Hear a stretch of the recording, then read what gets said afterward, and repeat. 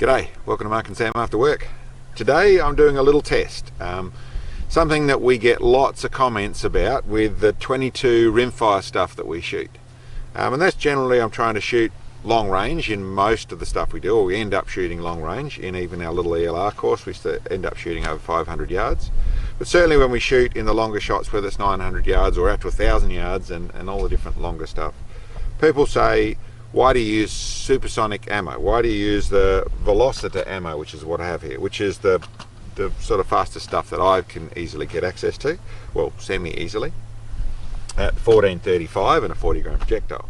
Why do you use that? Because you should use the subsonic ammo, which then doesn't have to go through the transonic zone, so then doesn't get to tumble, so then it'll be more accurate. Now, I've done a fair few, countless videos, or countless times I've explained the fact that with the right sort of balance in your bullets, with lots and lots of bullets actually don't have that problem. Some do, but it's really stuff that is closer to the edge of stability or pushing some boundary. Once it goes and hits the transonic zone, or the second sonic boom, that can cause it to lose stability. But the majority of good bullets, decent bullets, don't have that problem. And with the 22 stuff, the simple thing we went through and tested right back in the beginning when we were trying to stretch out a 22 was what worked and what didn't work. What I found with that right back then was that the 40 grain stuff tended to be okay. The likes of the high velocity stuff in the 30 grains and that type of thing, they tended to not want to travel more than 200 yards. They'd lose stability and mess around. Like I said, they were obviously bullets that weren't so stable. So I found stuff that did work quite well and didn't have any issues. But that doesn't stop the naysayers. So I still found it to be pretty accurate, and that's what I've used. Today I thought I'd do a pretty simple little test and actually see, to verify what we'd already seen, but to actually show people on target what actually happened. So what did I do here? Well, I brought out this little overkill of a 22 long rifle. This is just a CZ455. It's just got a custom bolt knob on it. The trigger pressure's been backed off a little bit in it. It's in this ACC MDT chassis, which is made to take those little things, a great little sort of crossover rifle or trainer rifle for your PRS and that sort of stuff. But it's a full solid chassis, so nice on that score. Got one of my bag rides on the bottom of it. It's got one of my big ELR scopes on it, and then one of the I've forgotten the brand, the PRS I think it is, in the Atlas bipods on the front. But that's it. So it does a good job. This is shot out to 1,000 yards. But it does a good job when we've done all the courses and things with it. So I took this little rig out, and then 4 lots of ammo. The normal standard velocity I normally use. As I find it nice and accurate in most things, it's what it used to have a little target on it. Doesn't have a little target on it anymore. There's the new boxes, but it works quite well. 40 grain, 1070 feet per second, so it works quite nicely on that score. I also brought out some stuff which is SK match ammo.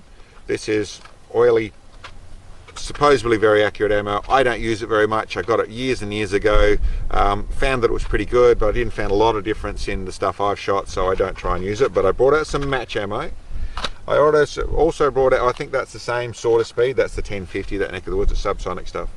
I also brought out the first level of hyper match ammo. This is gold medal, basically 40 grain, in running 1200 feet per second, so this is just on the edge of supersonic and has to go through that transonic zone probably at about 30 yards, 40 yards sort of stuff. So if it's going to be affected, it's going to be really affected.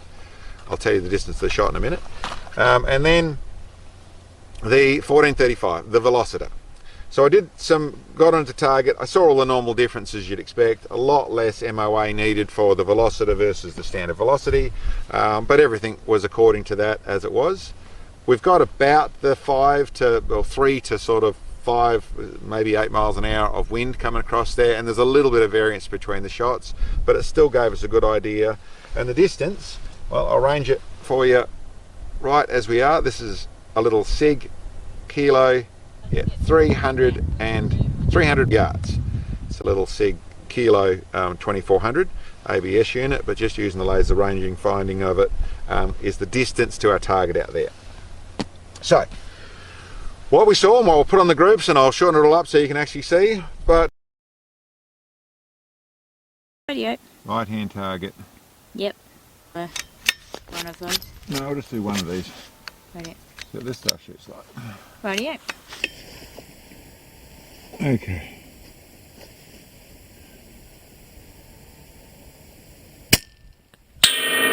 Six o'clock. Just off bottom edge. Centre. Just left of centre.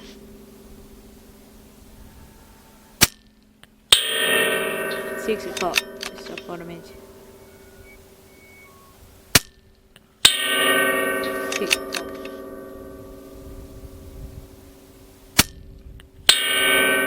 Six o'clock.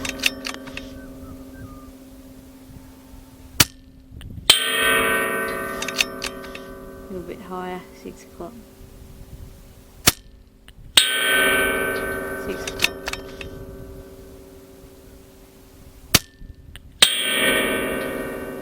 Just off centre.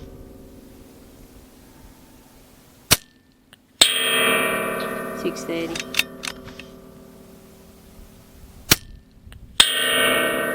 7 o'clock. Alrighty. Okay. Well, that's stuff. Well, that's pretty nice. Incoming. That's just normal standard velocity. Standard velocity. And I'm going to take a chance that it's going to be about the same. Okay. I'm going to shoot to the top right hand corner. Okay. There we go. 12:30. 12 o'clock.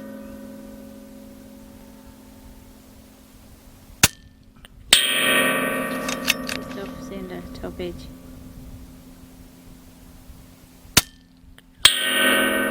12 o'clock.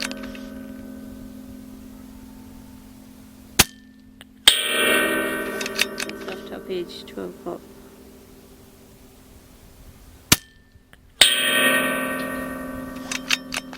It's on top of the other one, 12 o'clock. 1 o'clock.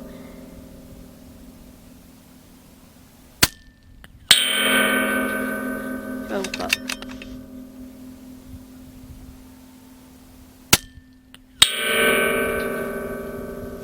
On top of the other ones.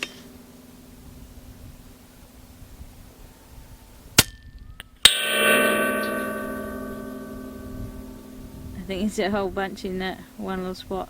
Mm. You just click in it. Yeah. Yeah, okay. There we go. Okay, well, that's pretty much like the original group. There's some that certainly got to.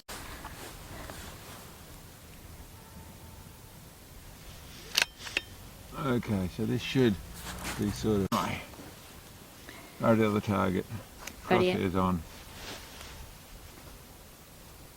Ready? Yep.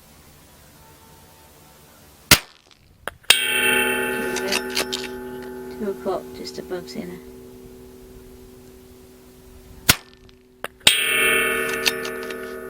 2 o'clock. 2 o'clock.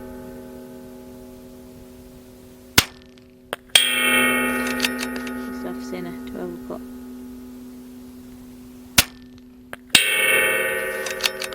12:30.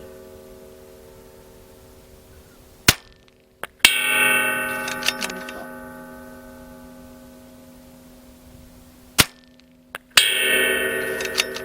3:30.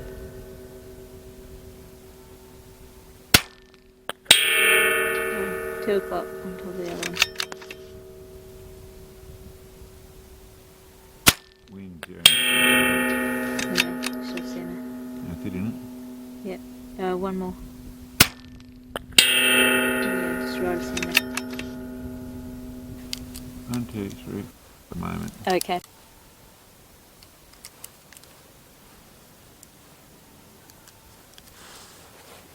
Okay, that's him. Okay, so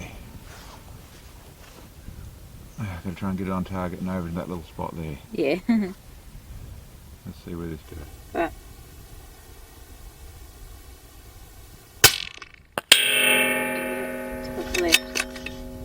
9:30.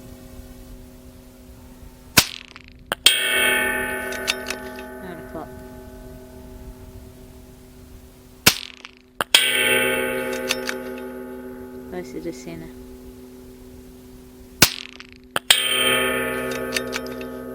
On top of it.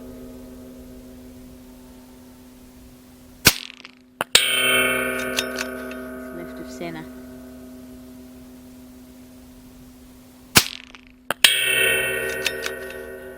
On pot.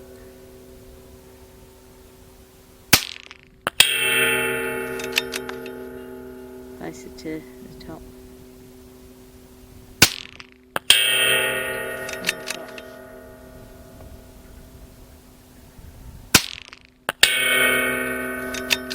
8:30.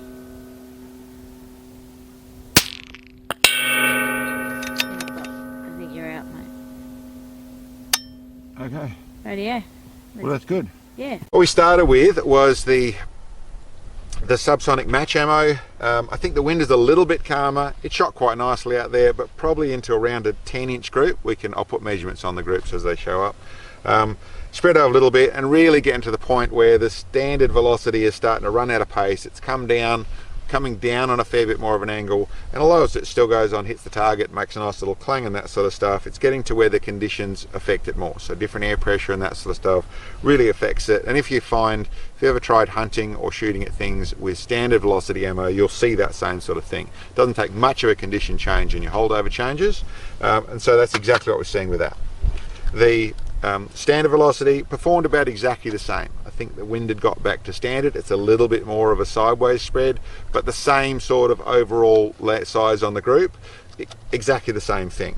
As for the difference, I'm sure, and a lot of people go on with a lot of differences for their ammo, or ammo in their rifle and that sort of stuff, and no doubt I've not found a lot of difference with that sort of stuff. They performed about the same.